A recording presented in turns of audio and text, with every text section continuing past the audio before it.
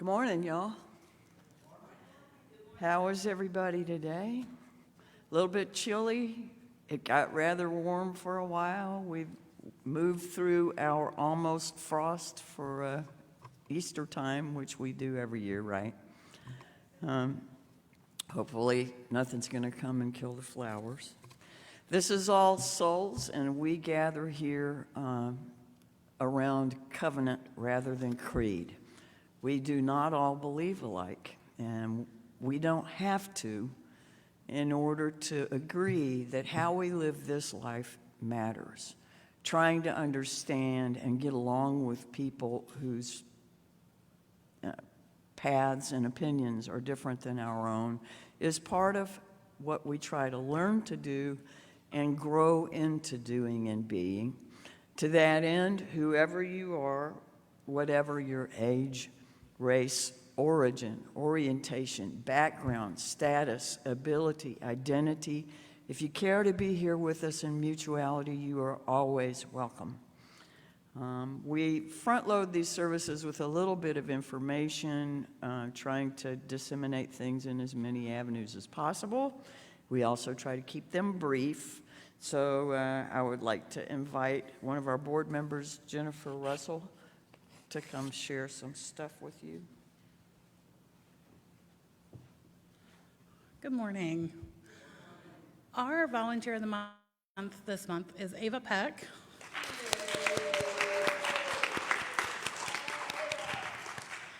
Ava is one of our younger members, but does a lot.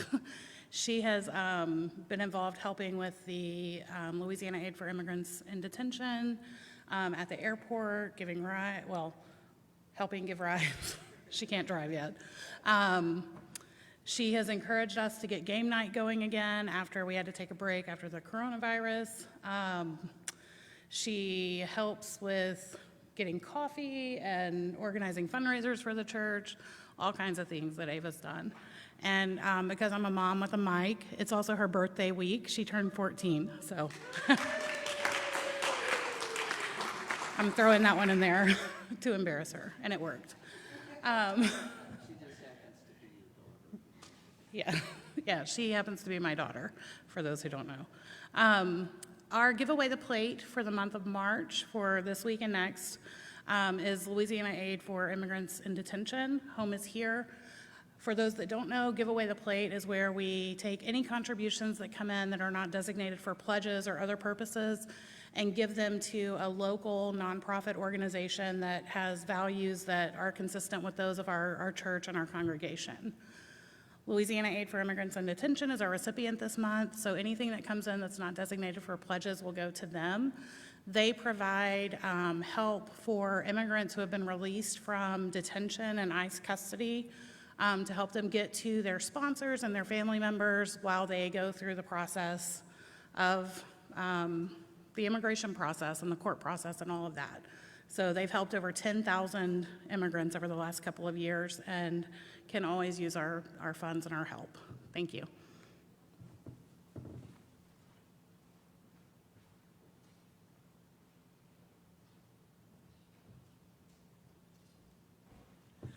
Hi, good morning. Next week is Easter. Do you believe that? I'm still processing that Easter is 1 week from today. We usually, every year we have an Easter egg hunt after the service for the kids. Toddlers through 5th grade hunt, and we have our middle and high schoolers assist the Easter Bunny in the hiding of the eggs and get special hiders perks for doing that. So we would love it if you are so inclined, if you could bring 12 filled plastic eggs. And I think I said at one time I have some empty eggs if anybody wants to take some home. So far I don't have as many as I thought I did. So if you do kind of save your eggs from year to year and you're willing to get some you can fill them with candy or small toys or stickers. We found out they've got a great deal across the street right now on those sidewalk chalk eggs, which are wonderful. So that's something to think about. Please mark whether or not they're safe for children 3 and under. And what that means is if they don't contain nuts or any kind of really hard candy, or any kind of really chewy candy, or any small toys that could be choking hazards, or that might have easily detachable parts that could be choking hazards. So plain chocolate with no nuts, or stickers, things like that are great. And just if you'll mark it 4 and above or 3 and under, I really appreciate that. It helps a lot. Thank you so much. Oh, I'm sorry.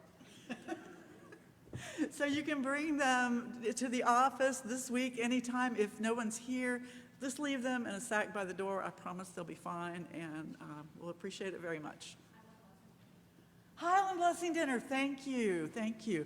So usually, the Highland Blessing Dinner is a meal that's served every week at the Highland Center to anybody that comes to the door, and it's put on by a group of congregations, of which we are one, and our night to host is usually the first Thursday of the month. So what we're asking is, because this is Holy Week coming up, and Thursday is Maundy Thursday, a lot of our Christian friends who normally volunteer will be at Maundy Thursday services in their own churches.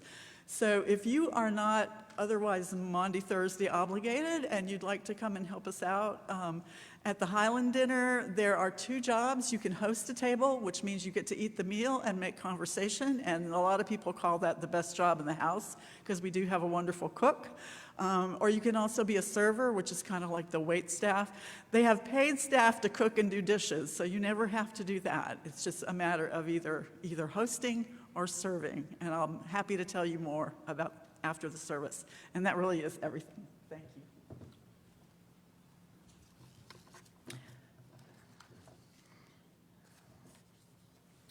A number of our members are traveling this week, and we want to keep them in our thoughts for safe travels, and also hold in our hearts and thoughts those who are struggling with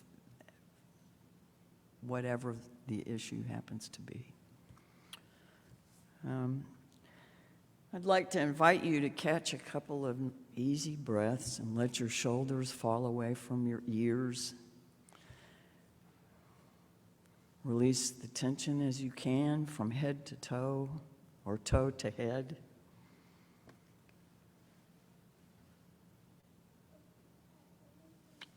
And let's together enter a spirit of worship.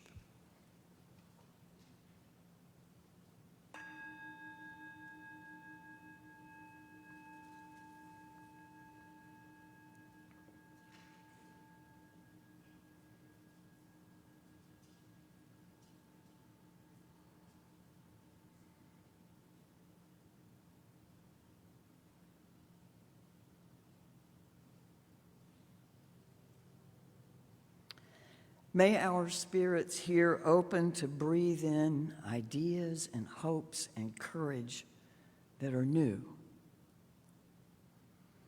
We begin with words from Andrea Hawkins Camper, Dr. King, and Sean Parker Dennison.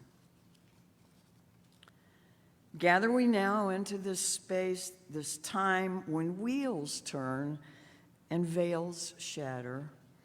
Gather we now to remember, to relax and restore, to grieve, to prophesy, to complete harvests and begin sowing. Gather we now to tell the old stories and sing the old songs, to be as we have always been, the voice of people eternal. Gather we now to celebrate that which was, that which is, and that which will be. Gather we now as we have always done, united by story and bound by love. From Dr. King, we must develop and maintain the capacity to forgive. If we are devoid of the power to forgive, we are devoid of the power to love. There is some good in the worst of us and some evil in the best of us. When we discover this, we are less prone to hate our enemies. From Sean Parker Dennison. I've been doing a lot of guest preaching lately, and it's always a little awkward. I often don't know how the congregation is used to doing things. Recently, I've tripped on my robe, forgotten to extinguish the chalice, called someone by the wrong name, and gave the wrong musician the head nod to cue the anthem.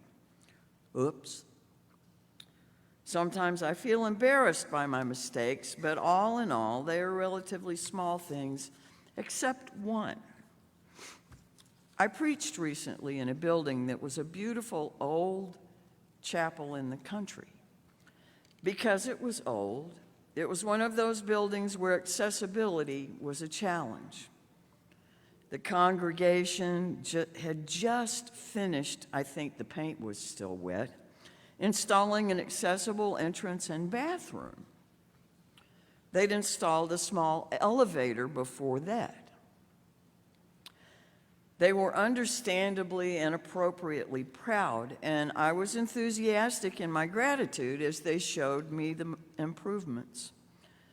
Then they took me upstairs to the worship space and showed me the pulpit, which was up 4 steps on the chancel. Those steps are not a barrier for me, but they would be for others. And we'd just been celebrating their good work in making the rest of the building accessible. And I choked. I stammered out something like, "Too bad those stairs are there," which was neither very polite nor very helpful in reminding them there was still work to be done. And then I preached from their pulpit, even though it was inaccessible and even though I have a commitment to preach only from an accessible place in the room. In this case, that just would have meant preaching from the floor rather than going up the steps to the pulpit. The hardest thing to hold ourselves and each other accountable compassionately is when the work has begun, but there's more to be done. We want to acknowledge the effort, and it feels a little awkward to say, "What a great start. You did something great, but you're not quite there." And sometimes when we're the ones who have begun to change, it's hard to hear, "I'm still going to preach from the floor since not everyone can access your pulpit." And yet, as Dr. King says, we have to grapple with our incompleteness. We have to understand that we, like everyone else, are always going to be a mix of good intentions and incomplete effort. Good results and some things that don't turn out that well. And yes, even good and evil. We are sometimes selfish, sometimes complicit with systems that do harm, sometimes the cause of pain and injustice. Until we can hold compassion for ourselves and others, until we can forgive when we fall short, our love is incomplete. Dear Spirit of love, help us understand that to be human is to be always learning, always growing, always incomplete. Let this knowing enlarge our compassion for ourselves and for others. Help us grow in our capacity to forgive and to accept forgiveness when we make mistakes, and in this way, become more capable of loving ourselves and each other. Amen. Is there someone that would like to help us with the first part of our chalice lighting?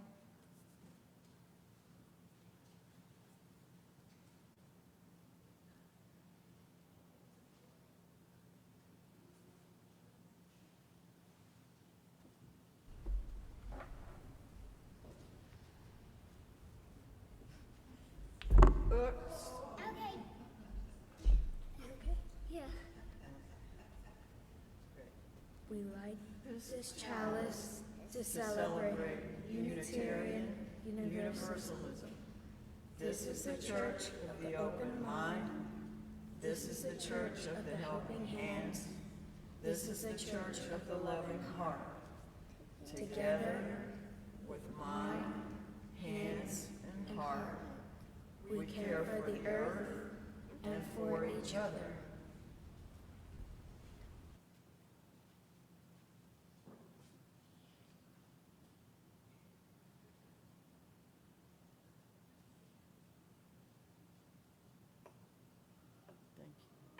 Thank you.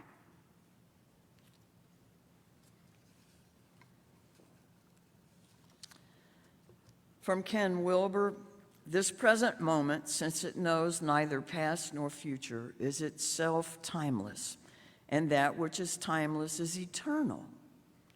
Thus, the eternal life belongs to those who live in the present. From Paul Stephan Dodenhoff, joy and grief, health and sickness, light and darkness, peace and anger, life and death, wholeness and brokenness, we each bring all of these here to this sanctuary of unity and diversity for this 1 hour of this one day and pour them out, commingling the oil of our lives to become the flame of this chalice, the symbol of our shared living faith. Would you please rise in body or spirit and say with us the unison affirmation as you're willing. And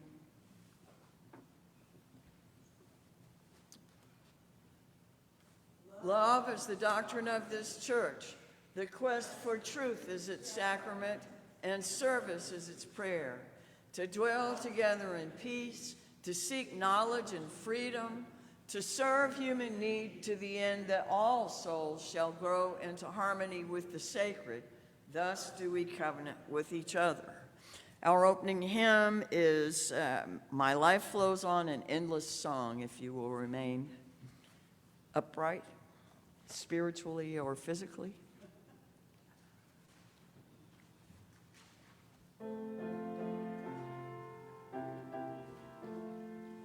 My life flows on in endless song above earth's lamentation.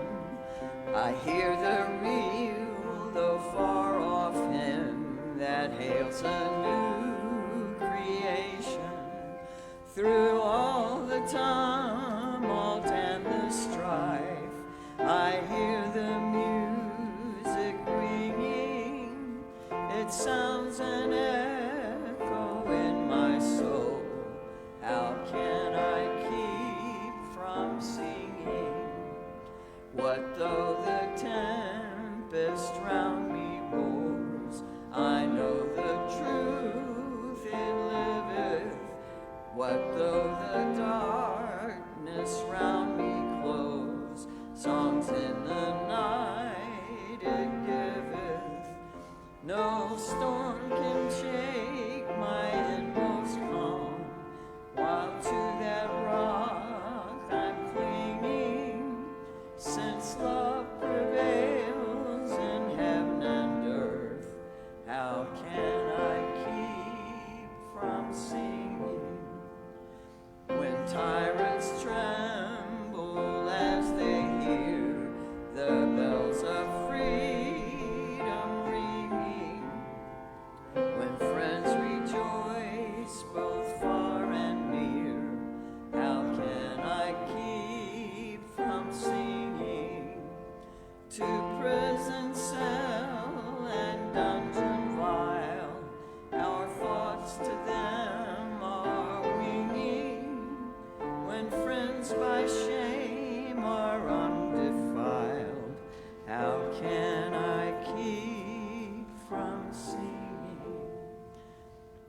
Please be seated.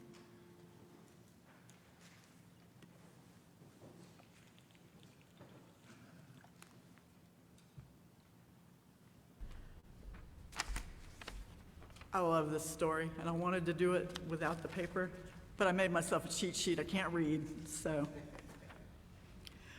There was once a boy who lived in the jungle. He was sitting on a rock just minding his own business, but along came a tiger. "Run," said the tiger. "Run, and I will chase you, and then I will eat you." I guess the tiger preferred his food on the run.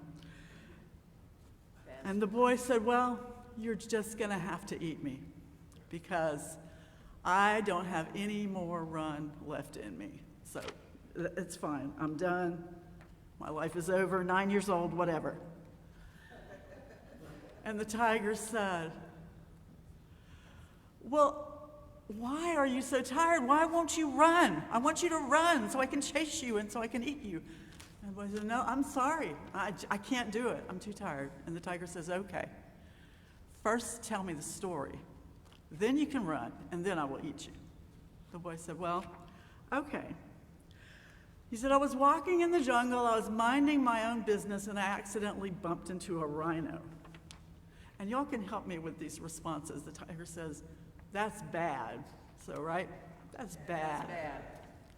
"But I ran away as fast as I could." That's good, says the tiger. "But he kept chasing me." That's bad, says the tiger. "No, that's good. I climbed up a tree." That's good, says the tiger. "But he came back and found me." That's bad.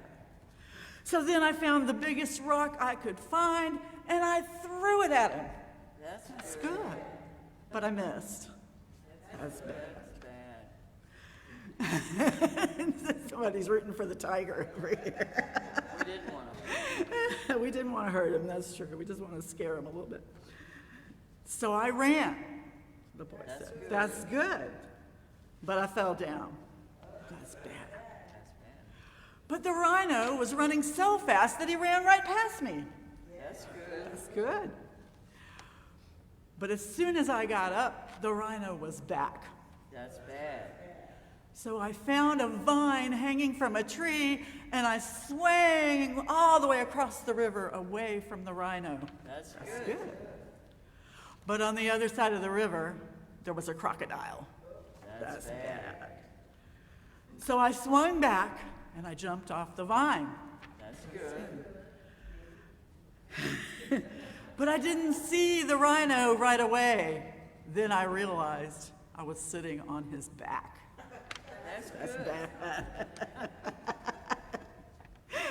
"So I jumped off, I hid behind a tree, and I picked up a stone and I threw it away from me as hard as I could, because rhinos don't see very well, and I thought he might think that was me."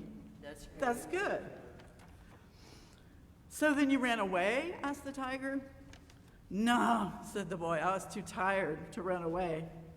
That's bad. The tiger. "So did the rhino run away?" "No," said the boy. "In fact, there he is right now." That's bad, said the tiger, and he ran away with the rhino chasing after him. And the boy said, "No, that's very, very good." Thank you. We will sing the children and youth out to their classes. "Go now in peace, go now in peace. May the spirit of love surround you everywhere, everywhere you may go."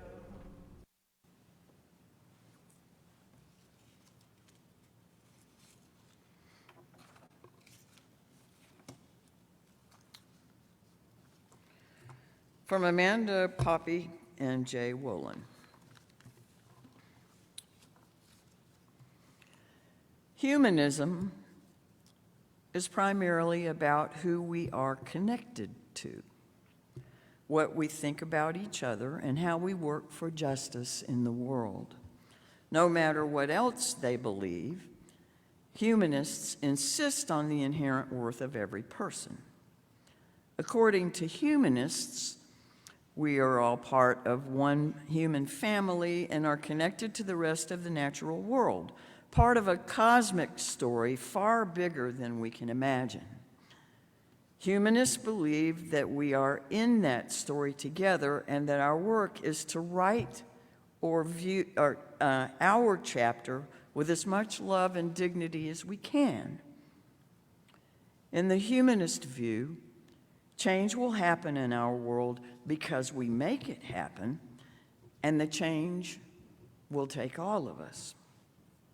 I'm no longer interested in perpetuating the old paradigm of the humanist-theist divide. I never have liked polarities and dualities. They lead to all kinds of misconceptions, and this one is no exception. The humanists are old and stuffy and intellectual, one stereotype goes. They prefer debates to emotion, and they don't like to sing, really. They're practically secularists, and who even knows why they go to church?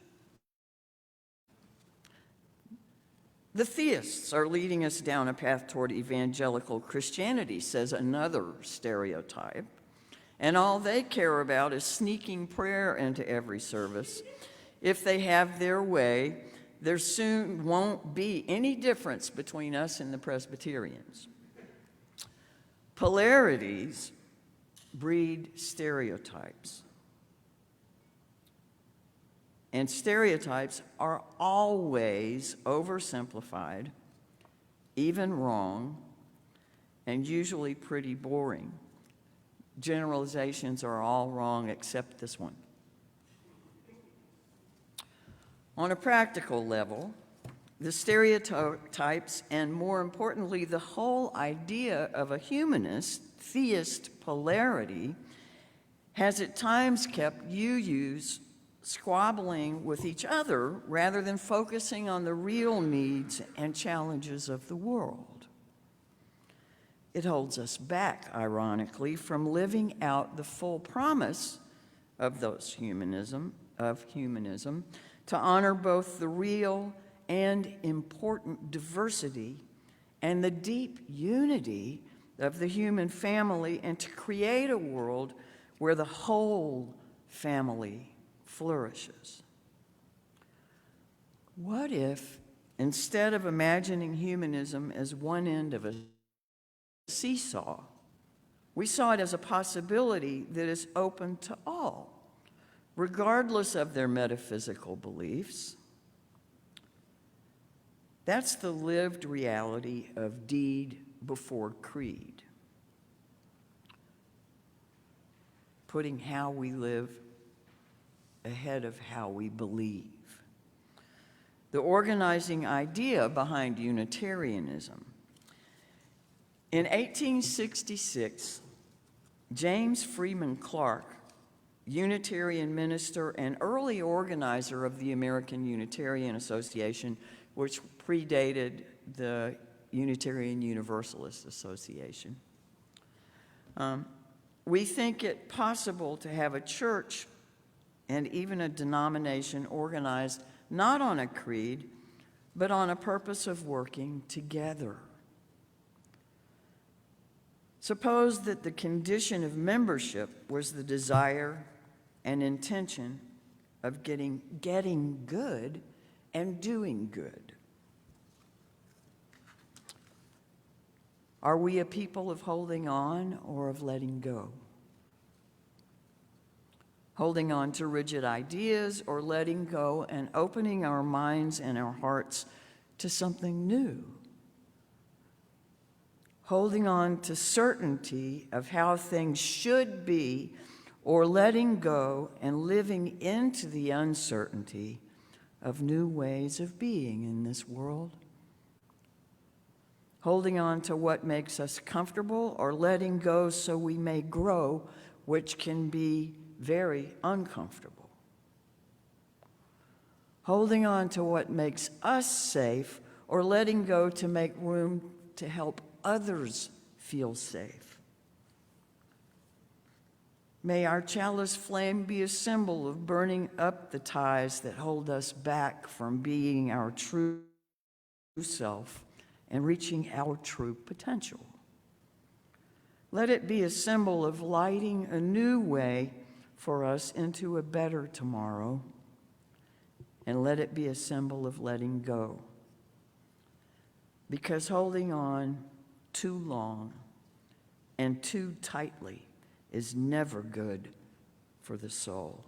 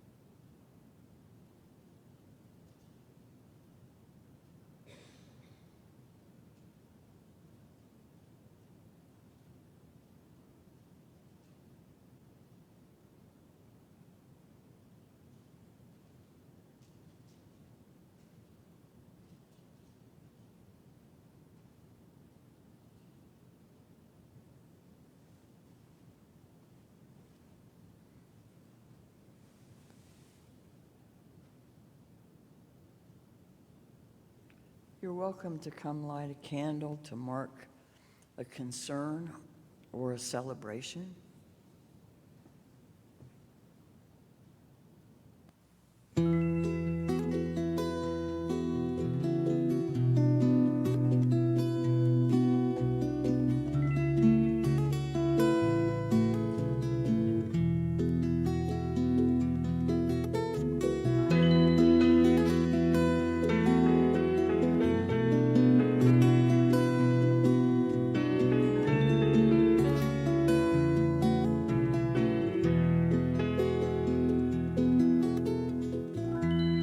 There is a way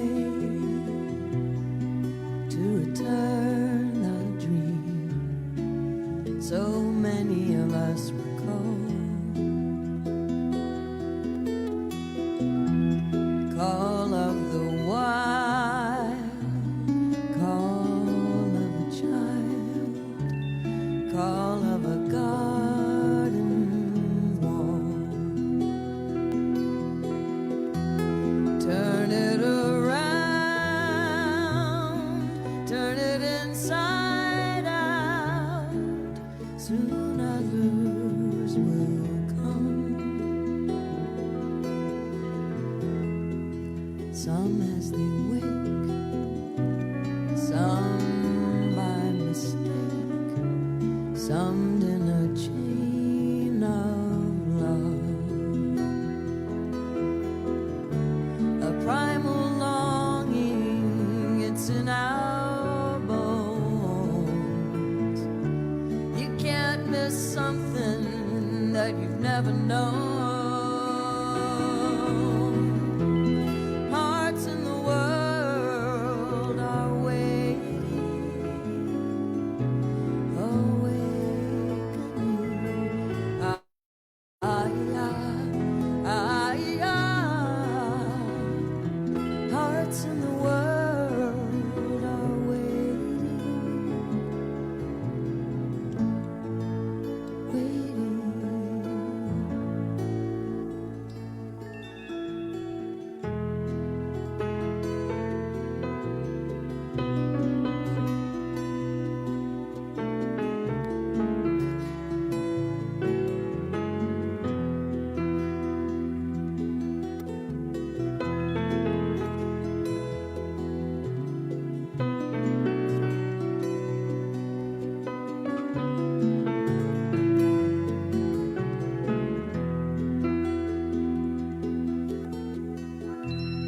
Spirit is one, scattered before the sun, elusive space and time, end of an age, end of a cage, end of a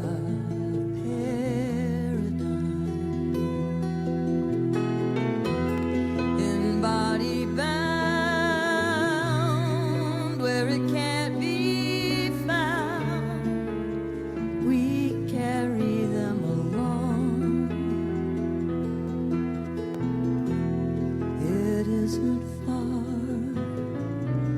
It is a garden. It is where we are one.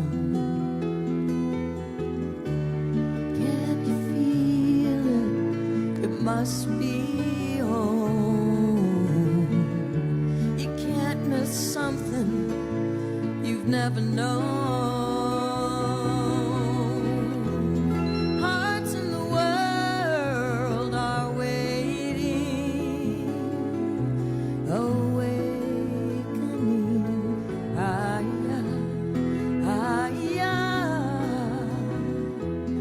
Hearts in the world.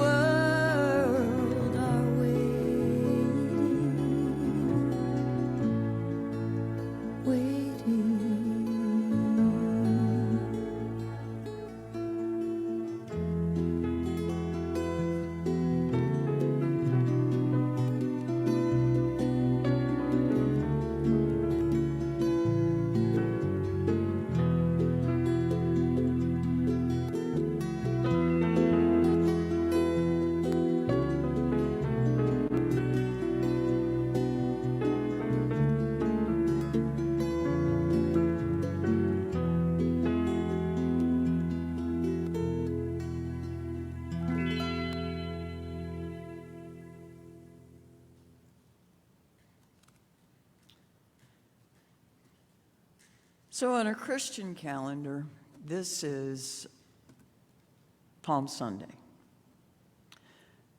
Growing up in a particular mainstream Christian church, we didn't talk about the rest of Holy Week the way that they did in some of the other traditions. Palm Sunday was when Jesus came into Jerusalem and was celebrated with people waving palm branches and calling him the Son of David and the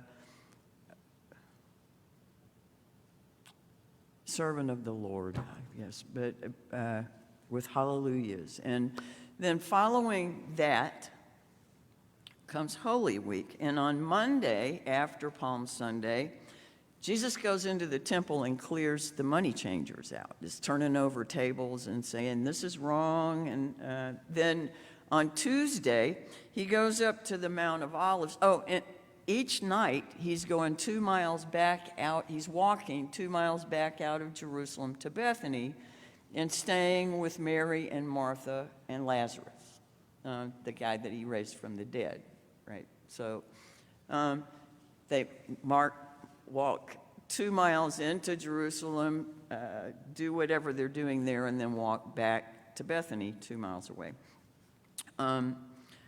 Tuesday, the religious leaders begin to organize to ambush him, and he evades that and goes to the Mount of Olives, where he goes into this long discourse of claiming there will be antichrists and people rising up, with gathering people falsely, and that there would be wars and rumors of wars, and nations would rise against nation, and kingdoms against kingdoms, and there'd be earthquakes and famines and pestilence and fearful events and birth pains, which lead to a coming kingdom that would include not one stone being left on top of another one at the temple, false prophets, defection of former Christians to the other side, persecution of followers of Jesus, and then the spread of Jesus' message around the world. But Jesus warned the disciples about coming events that would be more horrible than anything they ever saw, and that when it comes, you won't have time to go gather your stuff, and you need to run to the mountains and not come down for any reason.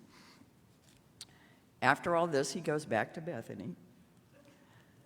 And then Wednesday, they don't even tell us what happens. We think that he's probably resting because he's had a busy couple of days. And then on what they call Maundy Thursday, Jesus goes to Jerusalem. Some of the disciples have already secured a room for them to celebrate their Passover feast in. But Jesus begins this by washing the feet of the disciples. Then they have their Passover meal, and we mark that in some traditions with what is called the Lord's Supper and communion. And then following the Passover feast, the Lord's Supper, communion, all of those parts, the feet washing, Jesus goes to the Garden of Gethsemane, where he's praying and sweating blood, asking God to take this from him so that he doesn't have to face the end of his story. He is betrayed by Judas and arrested and then taken to the high priest. All of this happens on Maundy Thursday. It's a busy day or night. And before Friday gets here good, Jesus' trial begins. He's tried, he's convicted. The crowd that welcomed him on last Sunday, has turned against him and has chosen Barabbas over Jesus when they were trying to avoid having to punish Jesus with death. But he's crucified after he gets mocked. And 9 hours into that, his last words are, "Father, forgive them, for they know not what they do." And then he breathes his last breath and is taken down from the cross and laid in the tomb. That's Holy Week, starting with Palm Sunday. We're not to Easter yet. That's next week. Father, forgive them, for they know not what they do. To repeat Dr. King's words from our call to worship, we must develop and maintain the capacity to forgive. If we are devoid of the power to forgive, we are devoid of the power to love. There is some good in the worst of us and some evil in the best of us. When we discover this, we're less prone to hate our enemies. Excuse me. The person of Jesus was symbolic of salvation because he held together things that would have had been in paradox. He symbolized the restoration of the wholeness of existence. Outward events during Holy Week painted the contrast in rather sharp relief. He was welcomed and then cursed by the same people. He preaches love and inclusion and forgiveness, as well as frightening tales with horrible predictions. He embodies all that is human and all that is divine. Now, did you ever hear pointed out that in the very beginning of the Hebrew scripture, Genesis, in the creation story, days 3, 4, 5, 6, and 7 are things that God calls good. But days 1 and 2 were never said to be good. Day 1 separated darkness from light. So the binary or boundaries separating things in existence is the first thing that happens in creation. And the second day is when the heavens are separated from the earth. God never said it was good. Division was the only way creation expanded into existence, whether we call it a Big Bang or whether we call it traditional tales. Whether we will live through the throes of more developmental birth pains remains to be seen. But the creation story was never intended as a scientific account, but it did point to something that we seem to be living the rest of human existence trying to reconcile. I continue to be fascinated by the way that biblical metaphors fit layers of human development.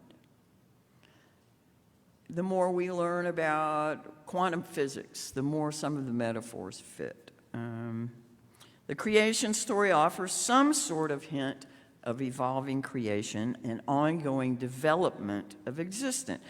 It suggests that things in our dualistic and polarized world were originally whole, complete, balanced as one, and at some point became divided. We don't know. I've wondered sometimes, about that. What was there before there was something?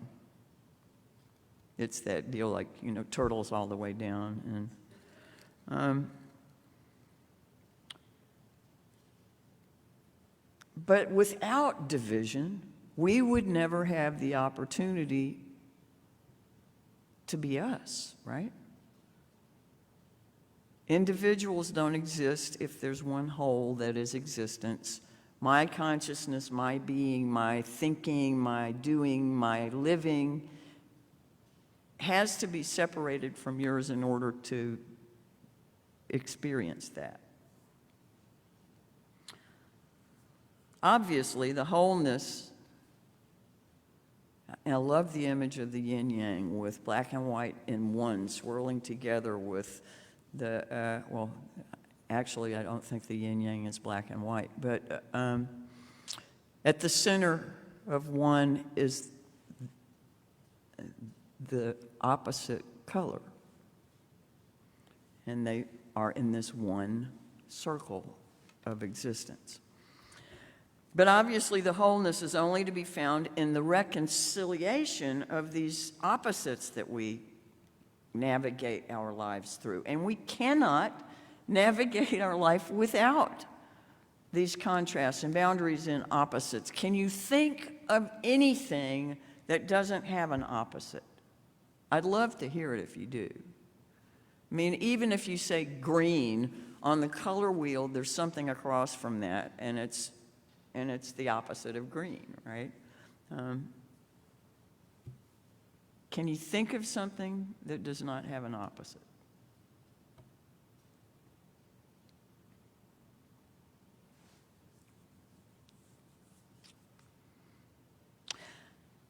I think it is most likely that all the paradoxes we can barely begin to grapple with are more the shape of reality than the things that we understand. I think it's most likely that that state is actually always there, and it's living through division that keeps us from experiencing it. When we're born, we understand the world to be little. When we're first born, we experience the world to be just an extension of us. It's one. But then we learn differentiation. We don't begin to employ abstract thought until we're at least around age 12. And some people never get there. There are many people in this world for whom concrete reality is the only reality. If you're going to think about God, you have to think about God as a being that exists in a place.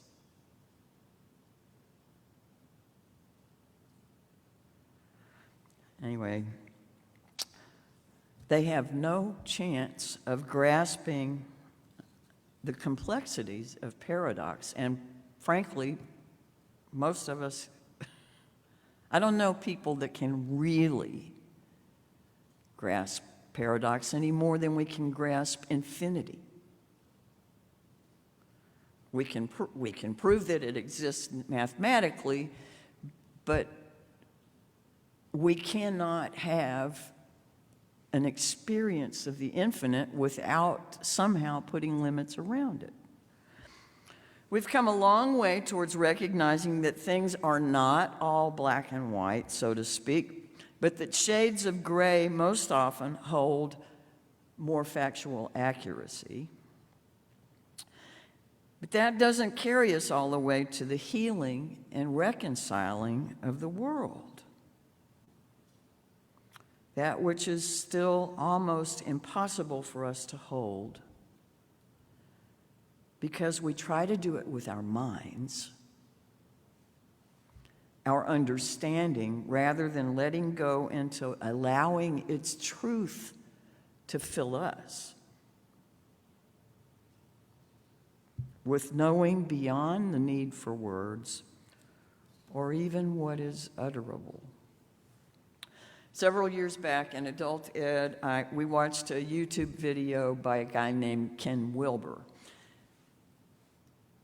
I don't really enjoy him as a speaker, but the stuff that he was sharing was very interesting to me, and I thought made some valid points. He was talking about how in Eastern religion, it's focused mostly around experiential spirituality. And in Western religion, it's focused mostly around intellectual spirituality. Like we have to learn the rules and we have to follow them. And I wrote some of this down someplace so I wouldn't stumble so much. Rules, reasoning, judgments, individuality, linear things. In Eastern, it was communal stuff, community stuff, and circular rather than linear, and meditation. And then there is always the common denominator of the mystical vein of all these traditions have more in common than any of them do with the other people in their own tradition. I am all over the place, I know that, I'm sorry. But ultimately, his point is that full spiritual development requires both the experiential and the understanding. Somehow they have to work together for someone to fully reach spiritual maturity. Now, this is a man talking and sharing his thoughts. But Alexander Solzhenitsyn said, the battle line between good and evil runs through the heart of every person. Actually, he said man, but... And Ken Wilber said, the simple fact is that we live in a world of conflict and opposites because we live in a world of boundaries. Since every boundary line is also a battle line, here is the human predicament. The firmer one's boundaries, the more entrenched are one's battles.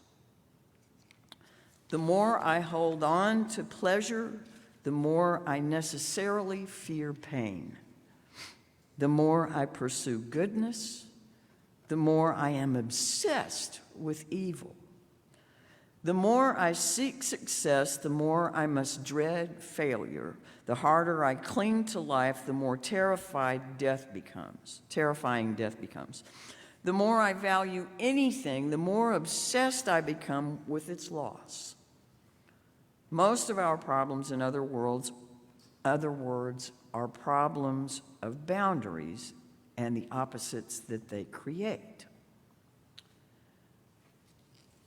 He goes on to say that all opposites, such as mass and energy, subject and object, life and death, are so much each other that they are perfectly inseparable, still strikes most of us as hard to believe.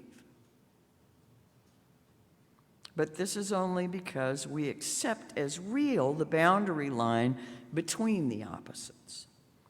It is, recall, the boundaries themselves which create the seeming existence of separate opposites. To put it plainly, to say that ultimate reality is a unity of opposites is actually to say that in ultimate reality there are no boundaries anywhere. We've been raised in a world that does not know how to operate without navigating via opposites. Making space to hold opposites in love is a tall order.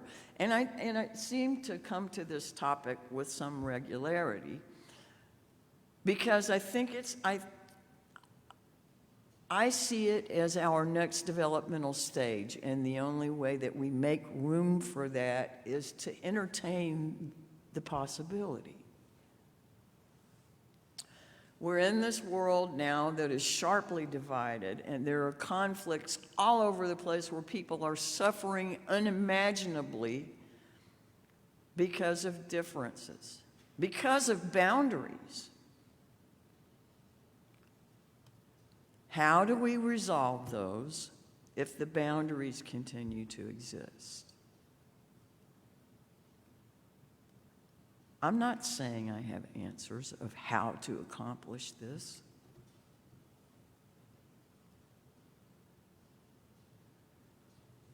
But in the beginning, darkness was separated from light. We are both.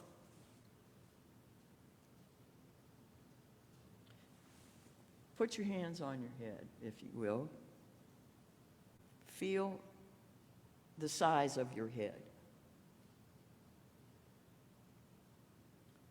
Now think about that little space between your hands and all of the life that happens there.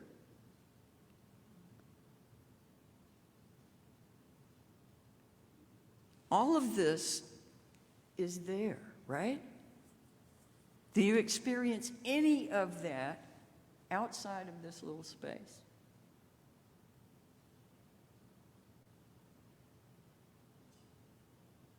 We don't even understand our own limits, much less the limitlessness of everything else.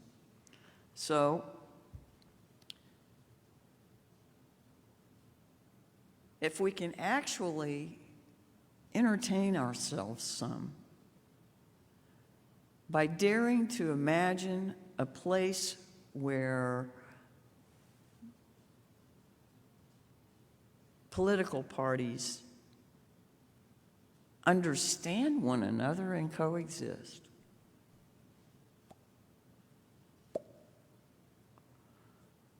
Kind of tough to do right now. Both sides of the looking glass share this reality that we agree upon, even though at this point we don't agree on reality.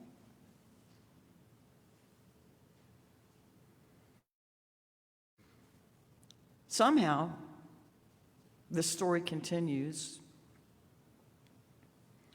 with or without us.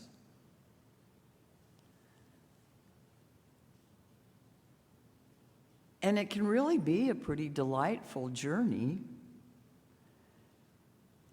if the very things that would frighten us are things that help us stretch the puzzle a bit, grow our vision, grow our understanding, grow our hearts, and grow our capacity to embrace the whole with love.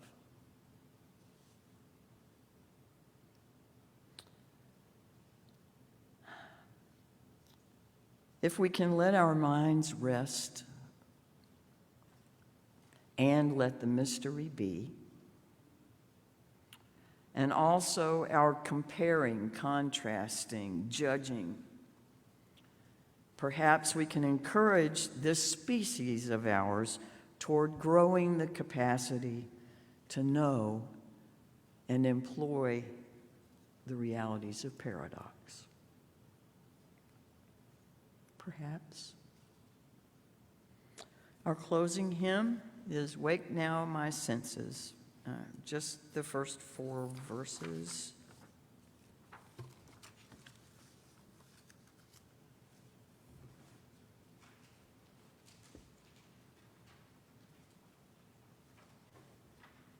Rise in body or spirit, if you will, please.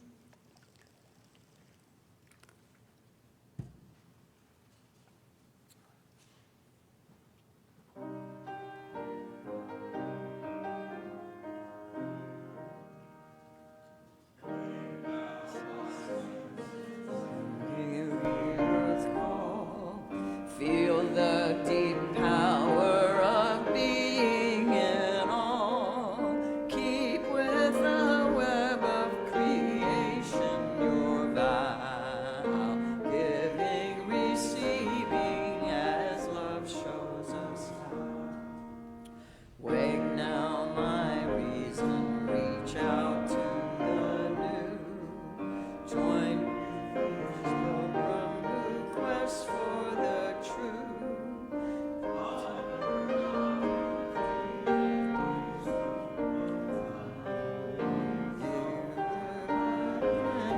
And praise the sublime.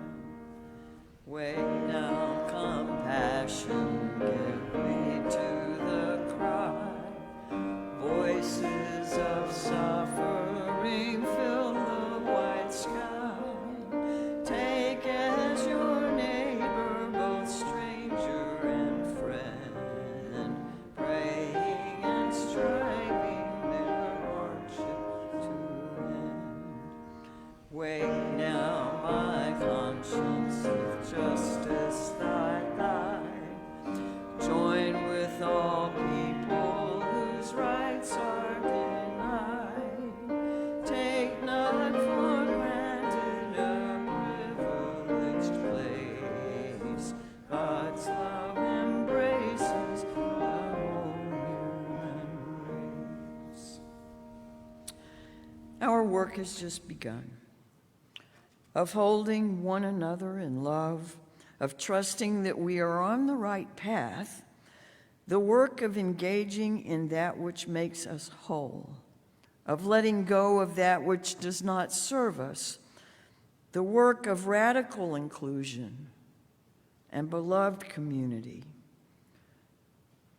Go in peace, go in love, go with eyes open to the unexpected and hearts open to the paradox. Amen. Ashe. Blessed be. So be it.